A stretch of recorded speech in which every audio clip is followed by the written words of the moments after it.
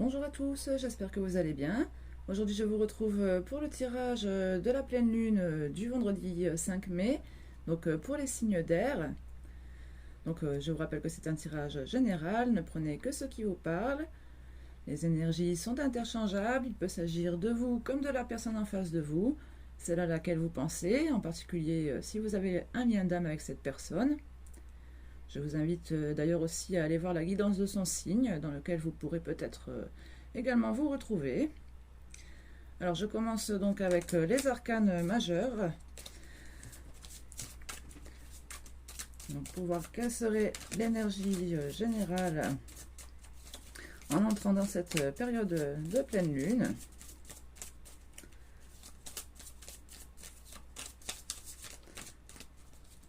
Alors à la coupe, j'ai la justice et le jugement. Donc ici on a peut-être une première indication qui nous parle peut-être d'équilibrer les choses, de faire un choix. On a le pendu en état d'esprit général. Donc on a peut-être une situation qui bloque ici. On essaye de voir les choses sous un autre angle, de prendre un peu de recul. Alors pour voir quels pourraient être les problèmes lors de cette période, quels seraient éventuellement les problèmes auxquels vous devriez faire face. Alors elle a sauté à moitié, le soleil. Avec la lune en dos de deck. Donc ici peut-être faire face à quelque chose qui vous semble obscur, faire la lumière dessus. Peut-être positiver aussi, parce qu'avec la lune on peut être dans le flou, dans les doutes, dans l'incertitude. On nous parle aussi d'harmonisation avec cette carte, quand même, avec ces personnages qui se touchent le plexus et l'épaule pour s'épauler, on dirait, pour s'entraider, pour guérir mutuellement. On a d'ailleurs les gouttes de sang aussi présentes autour de la lune, comme autour du soleil. Alors on va aller voir quelle serait votre force pour surmonter ces difficultés.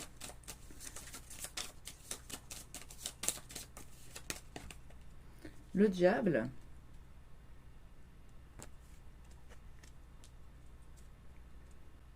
Nous avons encore la lune en dos de deck. Donc ici avec le diable on retrouve peut-être cette notion de choix qu'on avait aussi à la coupe, la notion de dualité. Ici on vous dit que ce sera votre force, donc on avait justement aussi cette dualité en problème avec le soleil et la lune, c'est quand même deux astres opposés, donc ici peut-être faire de cette dualité une force, peut-être écouter plus ce qui vous met justement en dualité, peut-être des désirs refoulés, des choses que vous n'osez pas faire. Écoutez davantage votre instinct peut-être aussi.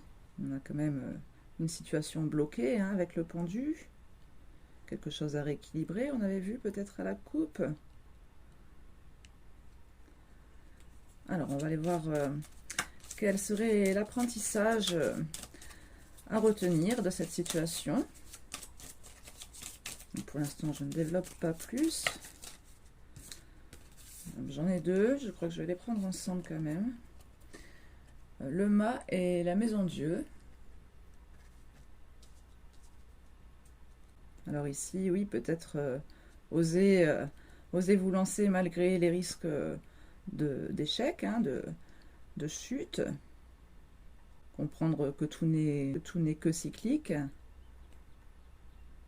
Peut-être plus d'insouciance aussi. On avait aussi le soleil en problème rencontré, donc qui peut être justement ce manque de légèreté, d'harmonie aussi. On a encore l'étoile d'ailleurs ici en dos de deck, donc avec ces deux cruches qui transversent leur liquide pour s'harmoniser.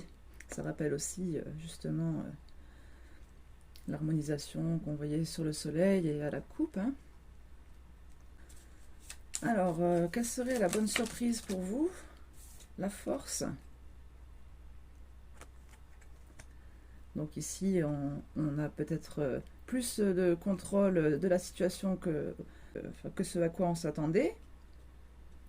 Vous allez peut-être finalement mieux réussir à vous maîtriser. Plus on a la papesse en dos de deck, hein, donc la papesse qui est quand même aussi très sage, qui se met aussi un peu en retrait comme ce pendu, qui nous parle aussi d'élévation spirituelle, un peu pendu aussi, hein, on peut avoir une certaine révélation hein, quand on voit les choses différemment. La papesse, c'est celle aussi qui a la maîtrise du savoir. Hein. Elle reste souvent en observation, sur la réserve, un peu discrète, mais c'est pour mieux méditer sur ce qui se passe, hein, pour appréhender les choses. Elle est curieuse de voir ce qui va se passer, mais elle veut quand même agir un peu avec prudence quand même. Hein. Alors, quel serait le conseil pour vous, les signes d'air? Après, on va aller approfondir avec un tarot complet. Donc, celle-là, elle a bien sauté. L'amoureux, en conseil. Donc oui, peut-être une ouverture d'esprit ici, hein, avoir une vision nouvelle, une vision plus fraîche des choses.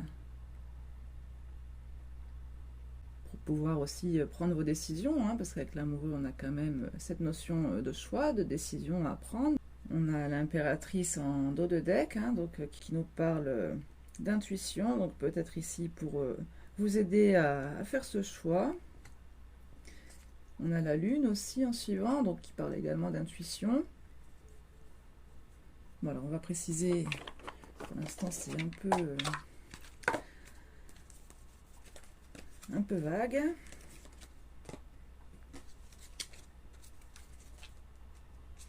Non, je vais prendre le jeu complet.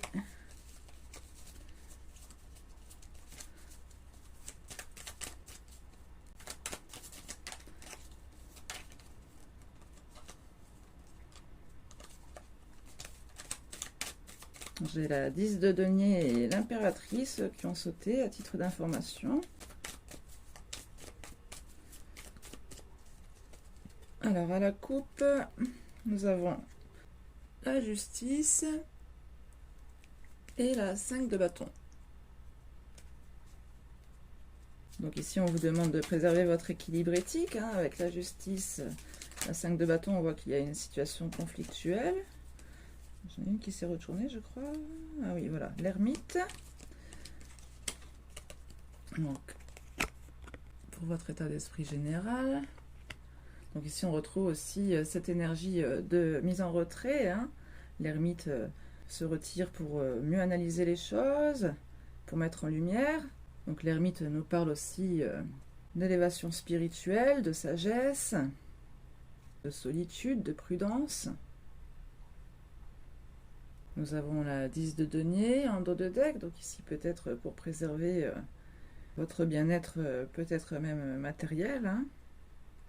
Voilà, on va aller préciser la carte du soleil, donc le problème éventuellement rencontré.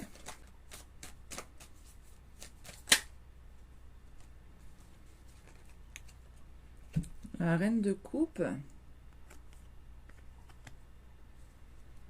Donc ici, oui, peut-être que vous aviez besoin de vous rééquilibrer, de repenser à vous, à votre bien-être. Ce n'est pas être égoïste que de penser à soi. Hein. Par moments, on en a fortement besoin de cette période de retrait pour se recentrer. Dans ce tarot, on nous dit une personne qui prodigue à pleine main les douceurs de la vie. On a le soleil en dos de deck, qui nous parle aussi de positiver. Alors, sur le diable,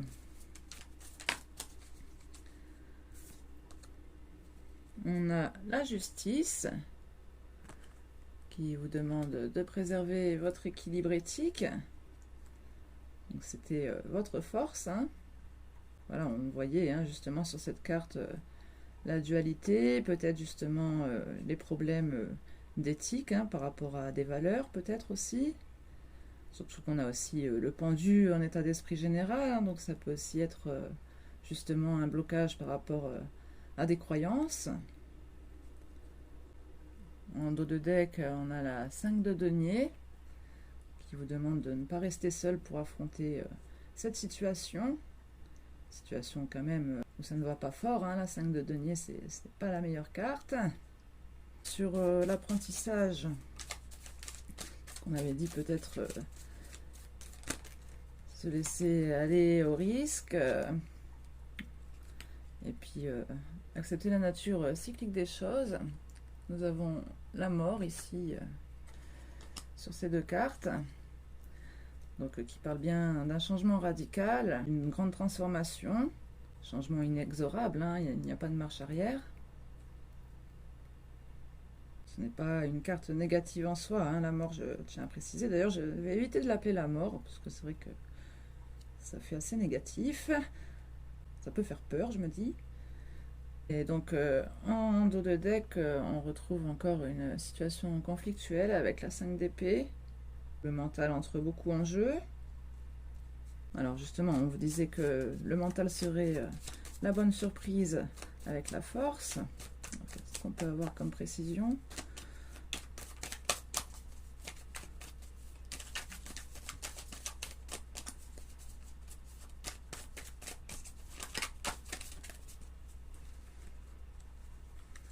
Bon, j'en ai deux, je les prends toutes les deux aussi.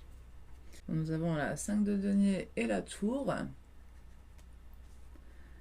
Donc ici, oui, on a quand même encore cette idée de structure qui s'effondre. Hein. La 5 de denier, on a perdu quelque chose. Bon, avec la tour aussi, hein, on peut avoir une perte, un échec.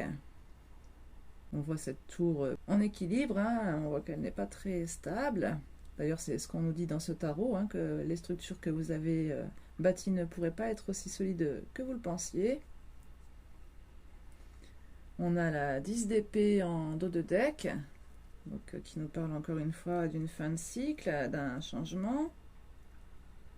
D'ailleurs, on a aussi la 3 d'épée derrière avec ce papillon hein, qui rappelle bien la métamorphose. On a encore le pendu en suivant. Bon, là, je suis allée voir un peu plus loin, je ne sais pas pourquoi. Bon. Sur l'amoureux, le conseil, qu'est-ce qu'on pourrait vous donner comme conseil? La 2 de coupe. Bon, mais décidément. Ça, c'était pour le tirage des signes de terre qu'on avait aussi, la 2 de coupe sur les amoureux. Bon, ici, dans ce tarot, on vous dit que votre âme sœur n'est pas loin.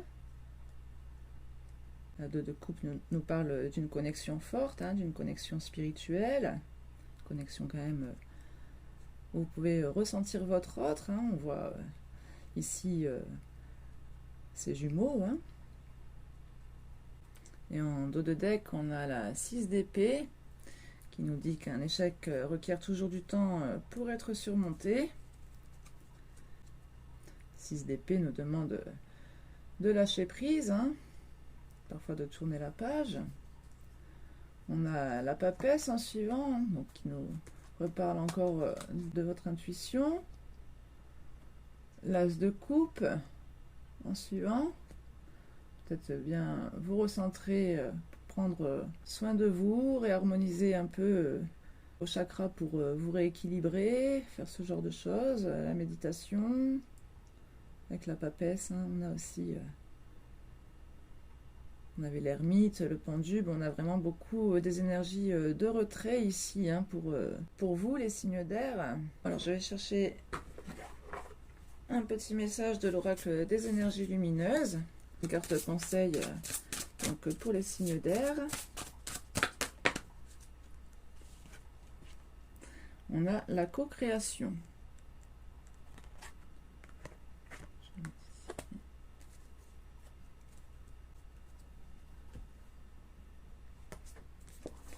la co-création, donc qui fait donc partie du chakra de la gorge. Je suis de nature à être plutôt indépendante, et je n'arrive pas à être dans le partage. Bon, ici, c'est peut-être le problème du coup du soleil qu'on avait, hein. J'ai parfois l'impression que c'est en étant seule que je vais le mieux réussir.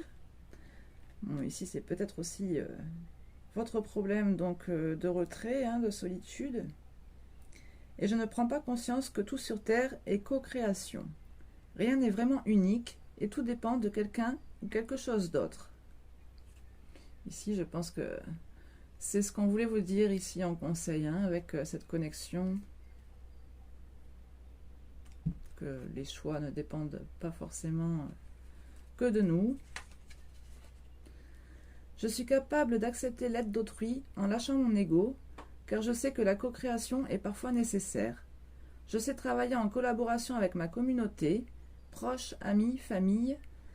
Je reconnais que la puissance du travail accompli à plusieurs apporte une grande énergie, parfois inégalable à celle qu'aurait généré un travail individuel. En question qu'on vous invite à vous poser, quel est le plus beau projet de co-création que j'ai réalisé? Comment réussir à m'ouvrir au partage pour créer encore plus grand? Alors, en dos de deck, on a l'éveil.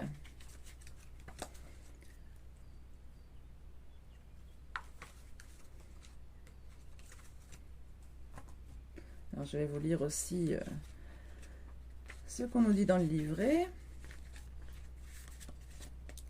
J'ai l'impression de toujours repartir de zéro et je ne sens aucun bénéfice à revivre les mêmes choses. Je ne sais pas profiter de ces moments pour changer et renaître de mes cendres après le chaos. Ici, c'est la mort avec la maison Dieu, hein. J'ai constamment l'impression de ne pas réussir à être dans un éveil total. Et oui, accepter la nature cyclique des choses, le fait de recommencer, mais ici... votre apprentissage serait de recommencer différemment, hein, comme on le voyait aussi avec le pendu qui vous demandait de voir les choses sous un autre angle. Je me sens renaître dans mon propre corps. J'ai cette sensation de tout redécouvrir à nouveau, comme réapprendre à vivre avec une nouvelle conscience. Ma renaissance me permet de voir les choses d'une autre manière. Je suis en train de vivre une nouvelle naissance avec mes propres choix pour mettre en place mes nouvelles valeurs.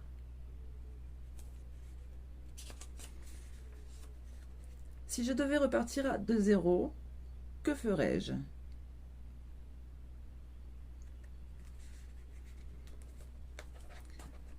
Qu'est-ce qu'on avait en suivant? Le chakra de la gorge, encore. Bon, bah écoutez, je ne vais pas m'attarder plus longtemps sur ce tirage. J'espère en tout cas qu'il vous aura parlé. N'hésitez pas à me faire vos retours dans les commentaires, à me dire ce que vous en aurez pensé, si la situation vous correspond ou non. Et je vous dis à très bientôt pour un nouveau tirage.